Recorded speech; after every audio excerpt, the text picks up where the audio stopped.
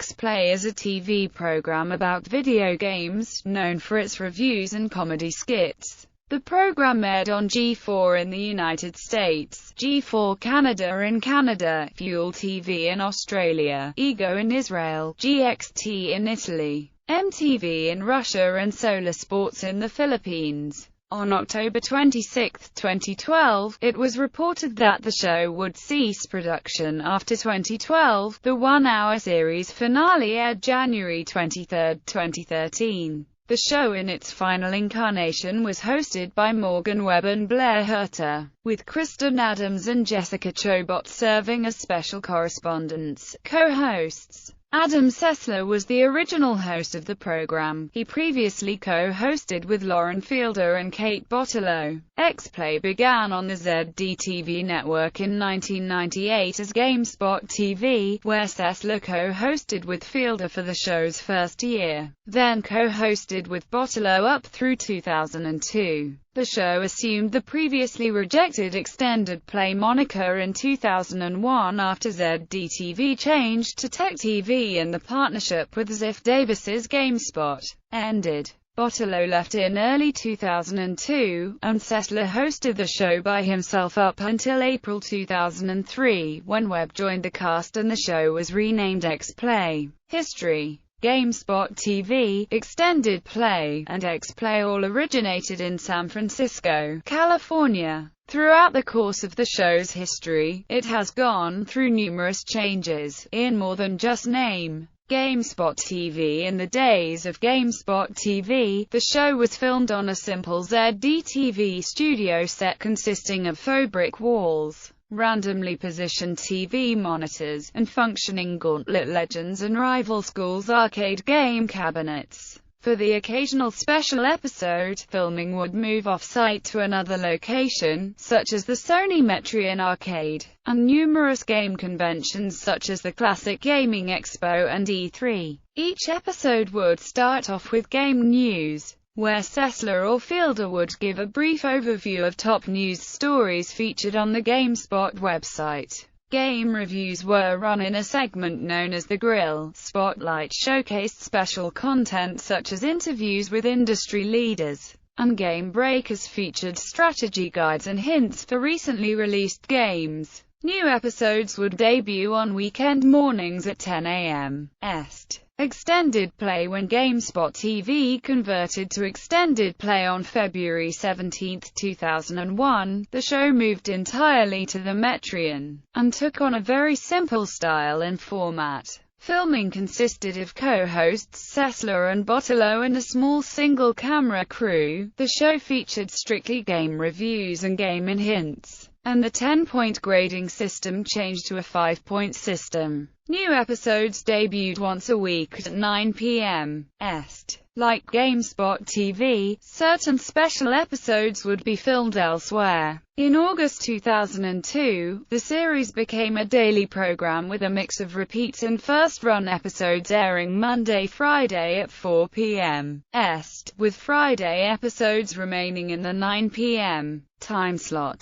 After the departure of Bottilow, Sessler continued to host of the Metreon by himself, until the change to X-Play in April 2003. X-Play San Francisco. When X-Play debuted on April 28, 2003, the show moved back to the Tech TV studios from the Metreon, and Morgan Webb came on board as co-host, leaving her previous hosting duties on Tech TV's The Screensavers and Call for Help. X-Play had a larger scale than that of Extended Play, but it still maintained an extremely simple and Spartan style. Filming was done in Tech TV's Studio A, home to the sets of Call for Help, Fresh Gear, and Tech Live. The filming setup was increased to 3 cameras, a main floor camera, a jib cam for high-angle shots, and a black-and-white handheld DV camera, which would be cut suddenly and intermittently throughout episodes. X-Play's primary set consisted of a single couch, coffee table and television positioned in the middle of the large studio floor. Each episode would typically conclude with Sessler and Webb playing one of the consoles on the TV. The show's format consisted primarily of game reviews and previews, with an occasional game-related sketch thrown in for comedic value. The disembodied voice was also introduced to the show at this phase in its history. This unseen announcer would begin each episode with an often over-the-top introduction to which the hosts usually responded or commented. Unlike its predecessors, X-Play had more of an edge, containing some adult language and more mature subject matter. As a result, it was paired in a programming block with the network's other new show, Unscrewed with Martin Sargent. X-Play originally ran 5 nights a week at 11:30 p.m. Est, but it was moved up to 1100 EST soon after. X-Play aired 4 brand new episodes for their first 2 weeks, but would ultimately air 3 new episodes a week for the majority of the show's remainder on Tech TV. Many of the episodes created during this time period aired on the G4 Rewind block of retro programming in 2008. The first episode would end up being the last show on the channel itself before it officially shut down on December 31, 2014. X-Play Los Angeles Comcast purchased Tech TV in May 2004 and merged it with its G4 network, necessitating a move for X-Play's base of operations from San Francisco to G4's Santa Monica studios. The new set designed for the show resembled a lounge, or rumpus room, where the hosts could sit around while discussing their latest reviews. While originally maintaining its late-night time slot, new episodes were eventually moved to 4 p.m. Est in the afternoon starting on April 10, 2006. This changed to 3 p.m. Est on September 5, 2006, before X-Play returned to primetime on November 6 of the same year, to an 8 p.m. Est time slot. On March 4, 2007, it was announced that the G4 studios in Santa Monica would close on April 15. Production of G4 programs was relocated to the studios of the E! Television network situated elsewhere in the Los Angeles area. As a consequence, there were new sets designed for X-Play, and many G4 employees involved in production were laid off. The building's set was smaller than the Santa Monica studio, thus some aspects of the studio had to be shrunk down. The X-Play logo was retrofitted to sit above the stage on the right-hand side of the set, with curtains surrounding the entirety of the space to create a sense of intimacy. A large flat-screen monitor was also placed in the background, and several small decorative glass balls were strategically placed around various spots on the floor. During video game analysis and viewer mail segments, Sessler and Webb would sit in orange recliner chairs as they debated over the issue at hand. X-Play expands on January 14, 2008. The G4 network commenced with a complete overhaul to the show's entire format, branding the move as X-Play, jumping to the next level. Both Adam and Morgan have stated that this new format represents the type of show that they've always wanted X-Play to be, whereby a strict focus on game reviews was replaced with a broader range of topics relating to the video game field. The set was once again refurbished to coincide with the change, as the studio now has blue-tinged walls covered with several flat-screen monitors, and a giant orange X-Play logo covering the floor. In addition, G4 took advantage of the new set and show format by expanding X-Play's schedule in order to air new episodes 5 days a week. However, economic factors forced G4 to contract X-Play's schedule back down to only 3 original episodes per week, starting on March 2, 2009. In addition, the show's time slot was moved out of prime time to 6:30 p.m. Est, and a number of X-Play staff members were laid off. X-Play XL in December 2008. The show aired X-large 1-hour episodes every Tuesday, Thursday, and Friday. According to G4 television president Neil Tiles, This was an experimental change with the possibility of having all episodes run 60 minutes long sometime in the future, where new segments were incorporated to see if X-Play could go deeper than the current half-hour show allows. Tiles also stated that the writers will be looking to add more comedy back into the program, as requested. 1000th episode on February 1st. 2010, X-Play edits 1000th episode. To commemorate this television milestone, G4 TV featured a 6-hour marathon containing favorite episodes of the series, leading up to the premiere of the actual new episode. Changes in 2012. In April 2012, it was announced that Sessler would no longer be part of the G4 TV network.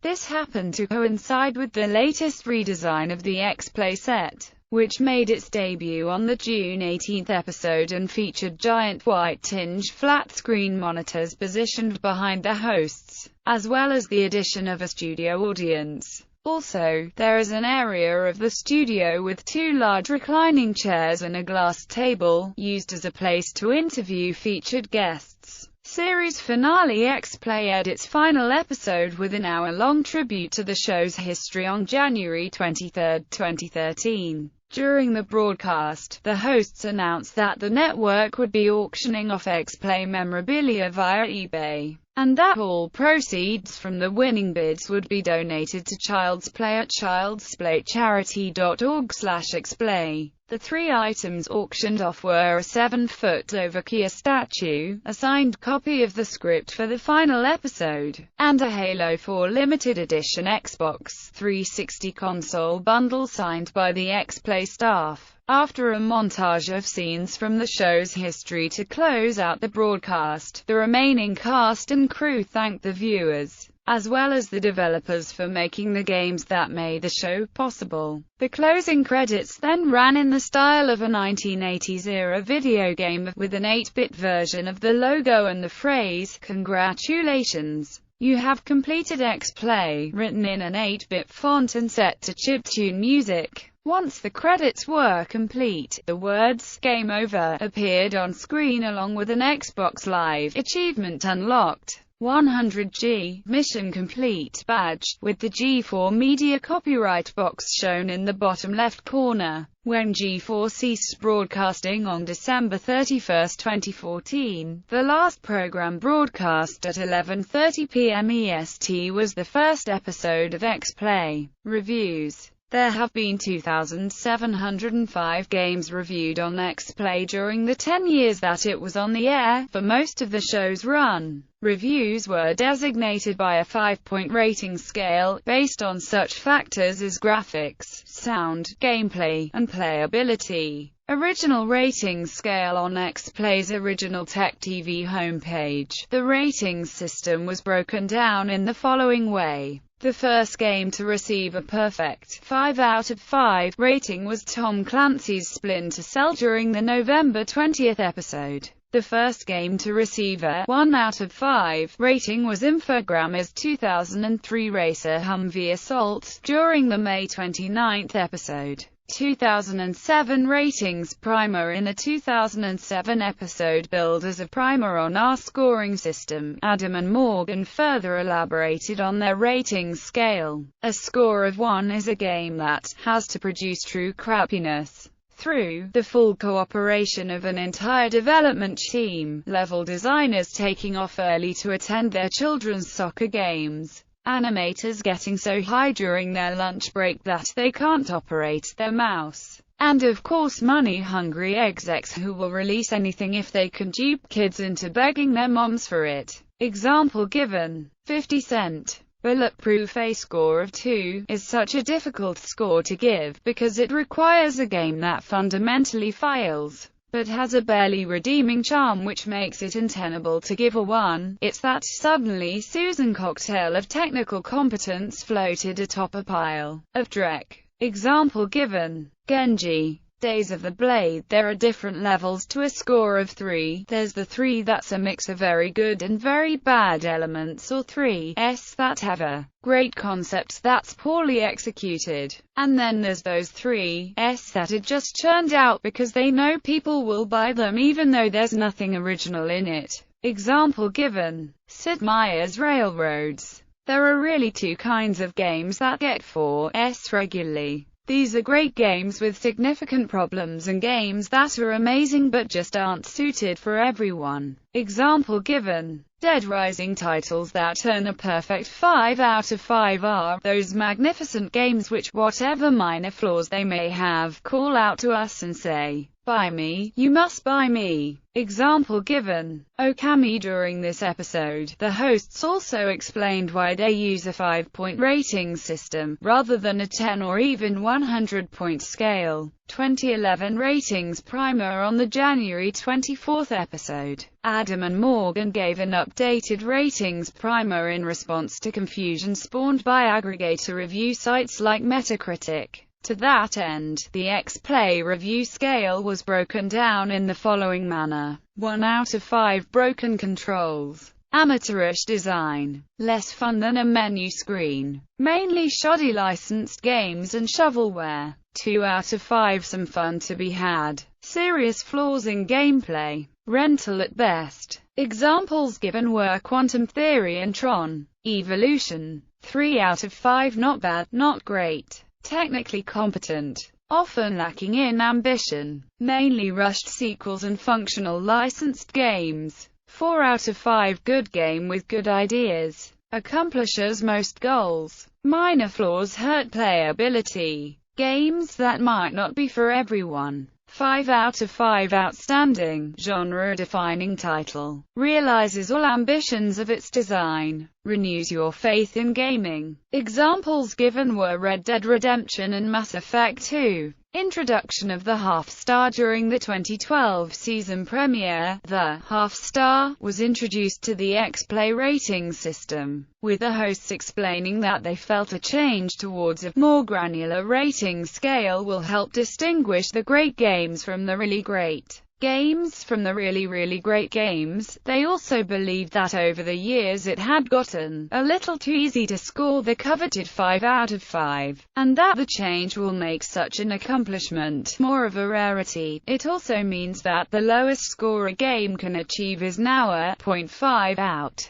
of 5. In addition, the review scale was again broken down to make the show's criteria clear to the viewing audience. 5 stars exceptional game. A true must-play. Example given. Gears of War 3. 4 stars great game with minor issues. Lacks that certain something. Example given. The Legend of Zelda. Skyward Sword. 3 stars decent game. Nothing special, nothing awful. Example given. Dead Island. 2 stars severely flawed. Not recommended. Example given. The Lord of the Rings. War in the North. 1 star truly awful. No redeeming qualities. Example given. Thor. God of Thunder. The hosts concluded this explanation with the following caveat. The first game to receive a half-star in its rating was Kingdoms of Amalur: Reckoning during the February 13th episode.